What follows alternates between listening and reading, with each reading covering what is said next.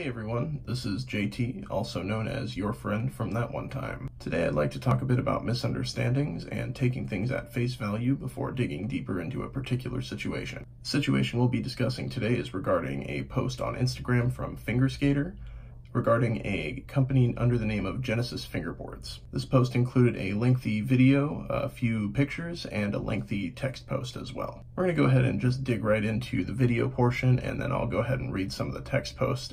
We'll go over some of the details of this situation as well. Yo, I'm making this video because Genesis Fingerboards, the new cores maker, has just pushed me to this point. I have wheels from him, obviously from him, proof that I have them from him that are messed up. He told me that that's a known issue and that he would replace them, but since I don't have my order number, he won't. I already recorded a video like this for him. I've got part of my collection here. All of these wheels are either flat face or oaks, unless you get to this one, which is Genesis cores. Look at these cores. Their bearings aren't even in them. I also have more sets of flat face wheels here, so you can tell that I buy a lot of wheels. He's calling me a scammer.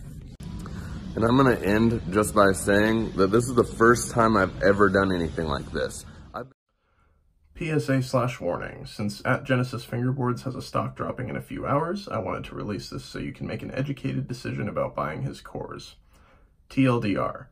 Don't. Janky wheels that busted within half an hour and the worst customer service of all time backing them. These first two pictures, compare them to flat face cores, and the videos explain the terrible customer service and accusations I faced when trying to get replacement wheels that I can actually use instead of the worthless trash I received.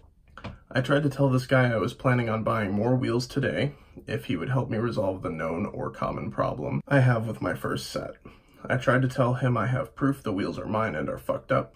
I tried to explain that all of this could be put behind us and forgotten about so that we could continue doing business with no hard feelings. Just to be called a dishonest scammer and told that he won't waste his time looking at my proof. I've put in years of fingerboarding on Insta, buying and trading an incredible amount of things from some of the biggest names in the industry, without ever being called out for anything shady or dishonest. Seriously, don't waste your time or money with this guy. Let his company die just like my respect for him did last night. P.S. If at Genesis Fingerboards actually reads this, I just want you to know it's too late. I can get my money back through PayPal easily and never have to deal with you again. After seeing this video and these text posts, I did contact Fingerskater as well as Genesis Fingerboards to try to clear some things up.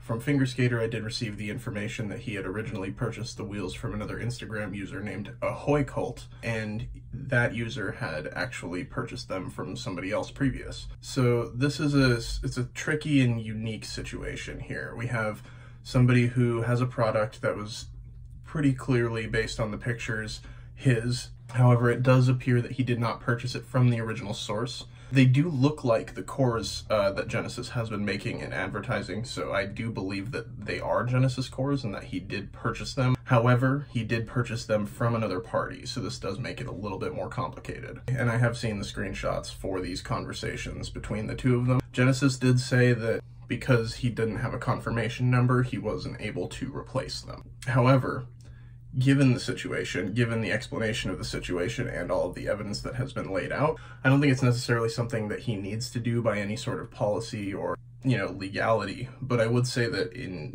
a moral sense, it would be nice of him to replace them. That being said, there is no way to track this. I've actually contacted Ahoy Cult multiple times and have been unable to receive a response from him, so I haven't been able to track down who the original purchaser was. Once I do find that out, I am going to try and sort out this situation for the both of them. If we can track down that confirmation number, Genesis will replace it, so I think it's fair. However, I do think from a moral standpoint, Genesis could send another set of wheels. They don't look like they're very expensive to make. On that note, though, I don't think that Fingerskater has a right to these wheels. I think that since he did purchase them secondhand, there is a chance that they had been previously damaged before he received them. He did say he only skated them for 30 minutes before they broke, so I think that there's definitely some chance that they had been previously damaged, and that might be why he was able to purchase them at a cut rate. I'm going to say that both parties were in the wrong here. I think that from a moral standpoint, Genesis could and should have just replaced the wheels. There's no reason he shouldn't have. If If you looked at the photos, he could clearly see, based on the lighting in Fingerskater's videos and the lighting in the photo that was sent to him, that he does have the wheels. I think there's no doubt in anyone's mind about that. However, I think that Genesis is just trying to save his own ass. On another standpoint, he is a business owner. He does need to back his product, and he needs to do it well. And I think that asking for a confirmation number is not that crazy. Most companies do when you ask for a refund. And I do apologize to Fingerskater because, you know, we're homies. I love your videos, and we've talked a couple of times. I think that Fingerskater's in the wrong by calling him out on this. I think that it's pretty standard policy. You know, maybe it was jumping the gun just a little bit to call him out on this in public. I think this is something that easily could have been worked out, and I think I'm going to try to get this fixed for both of you, but I do think that both parties were in the wrong here. So on that note, ahoy cult, if you are watching, or if the original purchaser is watching this, please get a hold of me. Let's get this sorted out. Essentially, staying silent is what's causing all of the problems here. If people would just speak up a little more, there would be less issues in this community, and I think that is healthy for people to bring out their issues into the open.